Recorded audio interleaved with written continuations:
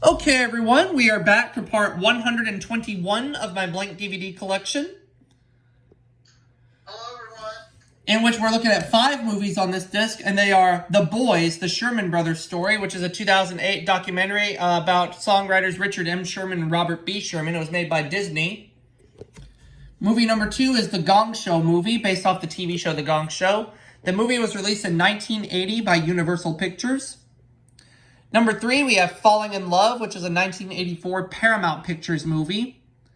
Number 4 is Punch Drunk Love, which is a 2002 film made by Columbia Pictures in association with Revolution Studios and New Line Cinema.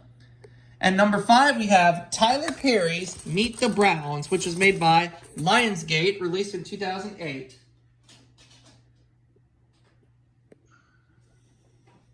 And I believe all of Tyler Perry's movies that he made personally were all released by Lionsgate.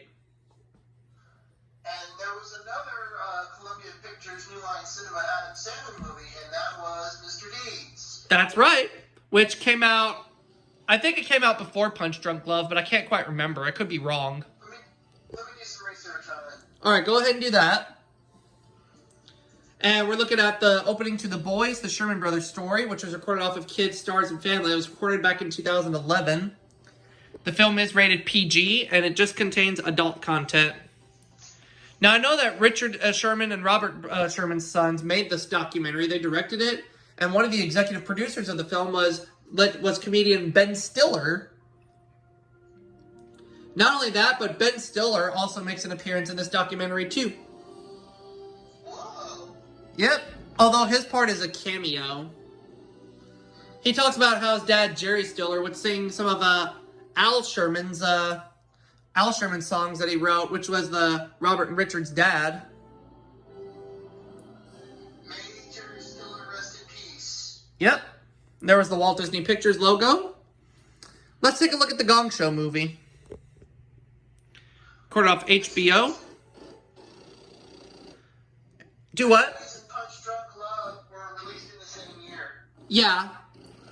Now, the Gong Show movie is rated R, containing nudity, adult content, and adult language. And here comes the Universal Pictures logo. But which was released first, Mr. Deeds or Punch Drunk Love?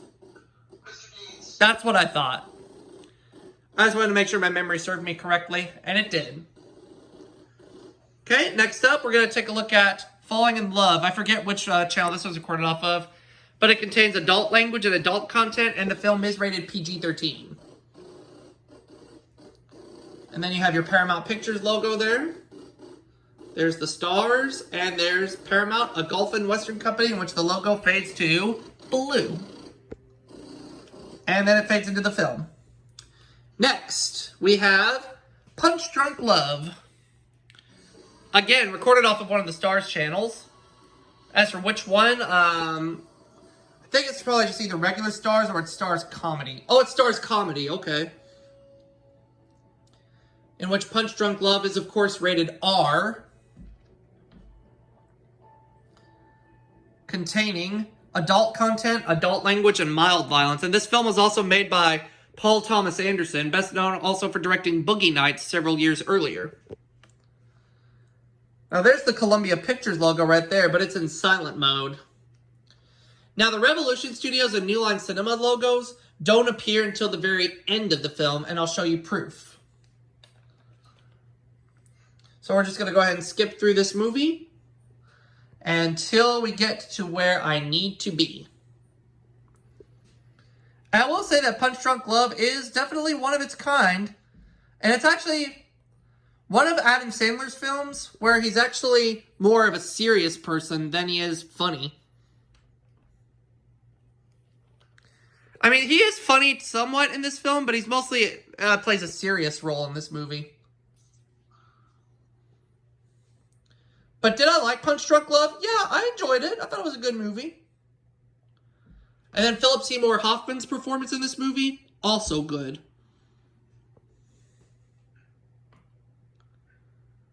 Okay. We're just skipping through the end credits here. May Philip Seymour Hoffman rest in peace. Definitely. Okay. Now I'm going to show you proof that the Revolution Studios and New Line Cinema logos appear at the end of the movie. Here's your proof.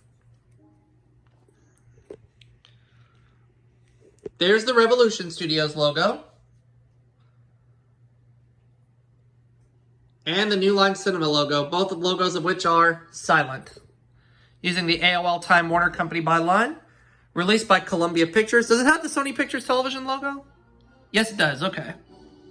My memory served me correctly. Okay? Now let's take a look at Tyler Perry's Meet the Browns, in which it's rated PG-13 for mild violence, adult language, and adult content. And again, I do not remember which channel this was recorded off of. But I do know that this film was, of course, made by Lionsgate.